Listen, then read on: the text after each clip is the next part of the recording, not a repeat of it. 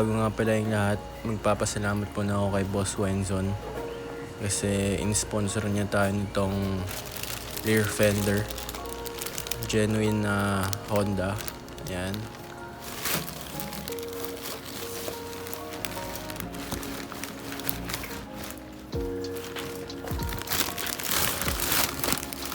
So may spare na tayo. Yung isang rear fender na lang ilalighten natin para hindi sayang. Total, sira naman na yun.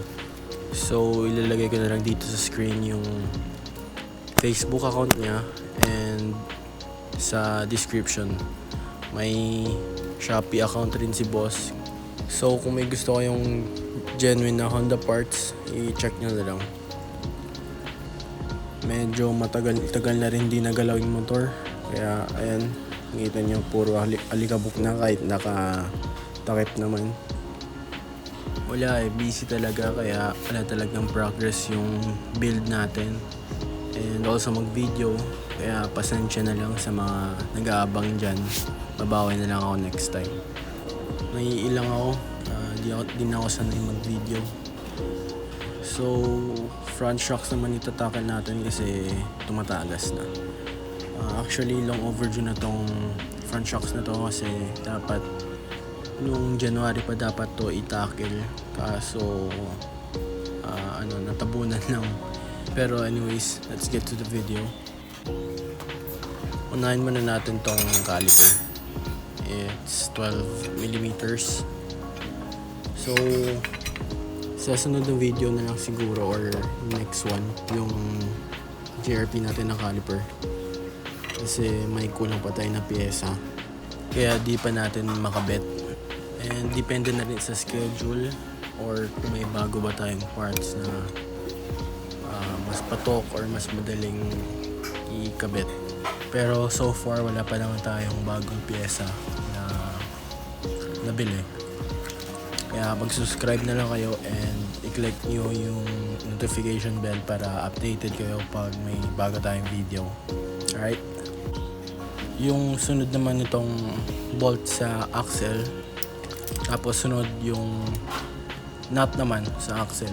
Yung isang side lang yung tatanggalin natin.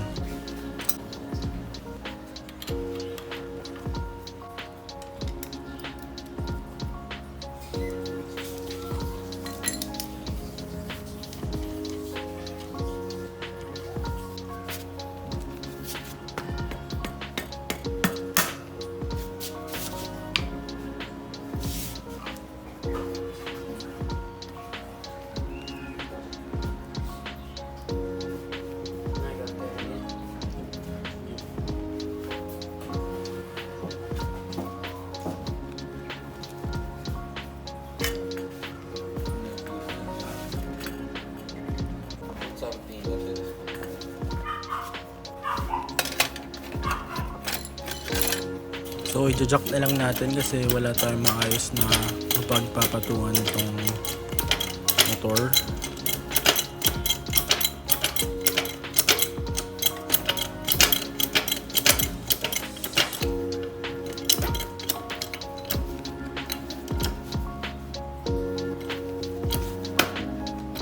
Yo, ito yung setup natin.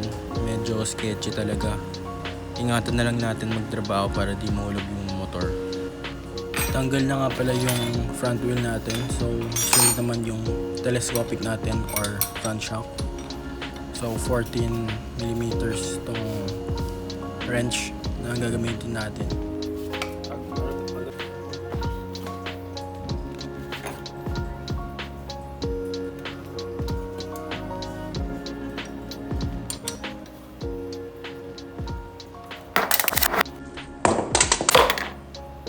Ayun, natanggal na nga mag-isa. So, thank you.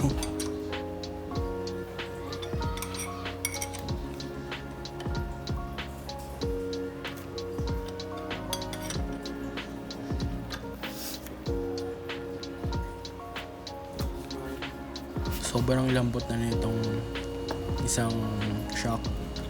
Ito yung may tagas. Tapos, ang pangit na ng performance nila sa kalsada.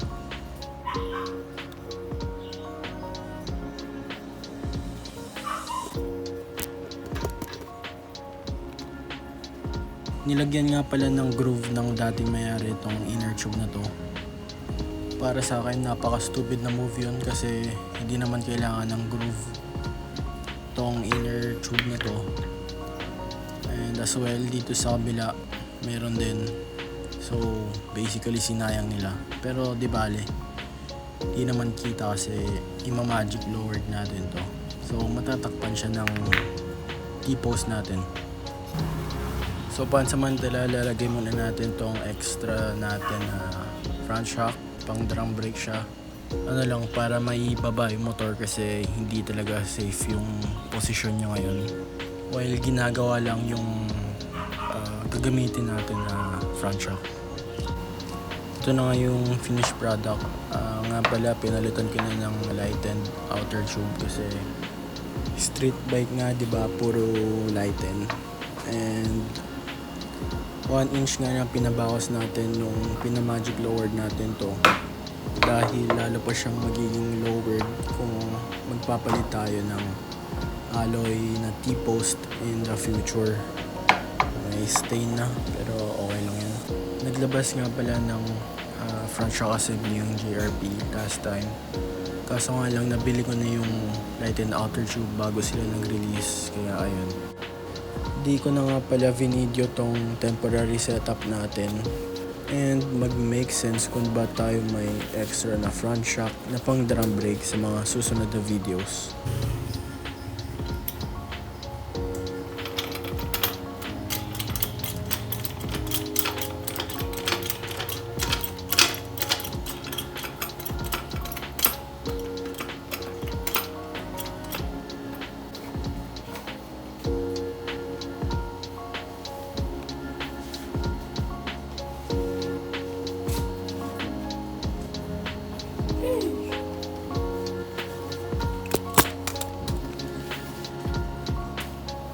Yo, ito yung setup natin ngayon.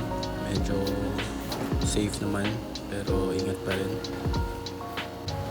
So, ikakabit na natin yung lightened front shock natin na ini-magic lowered. Nga pala, hindi ko na na-video yung paggagawa ng magic lowered sa front shocks ko kasi pinatid na lang dun sa mekaniko.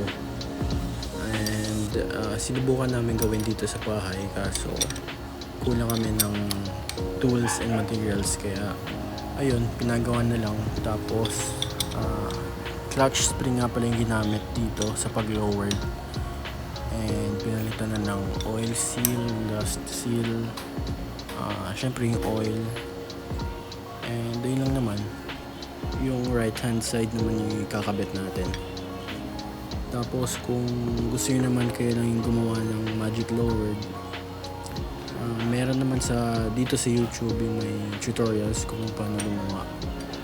I think kaya nyo naman yan basta may tama kayong tools, syempre yung materials. Yung materials na ibig sabihin yung ipapasok sa loob, depende sa inyo, pwedeng clutch spring or pwedeng tubo. Pero yung sabi ng mekaniko dito, mas okay daw kung clutch spring yung gagamitin. Di ko lang alam kung may performance difference silang dalawa. So, kayo na lang bahala.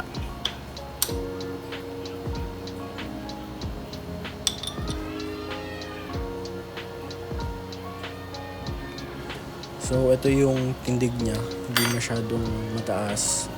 Hindi rin masyadong mababa. So, satisfied ako. Ibabalik naman natin yung mga pyesa na tinanggal natin. Pero time lapse na lang siguro kasi alam nyo na yan, malaki na kayo eh.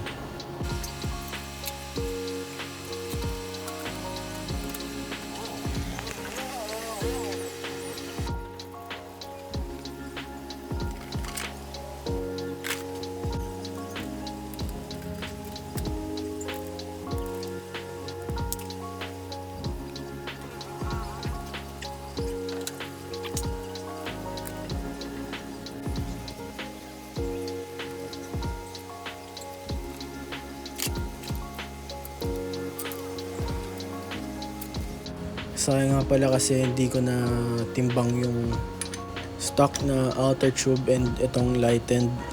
Nangangalawang na talaga ako. Pero anyways, As you can see, okay na siya.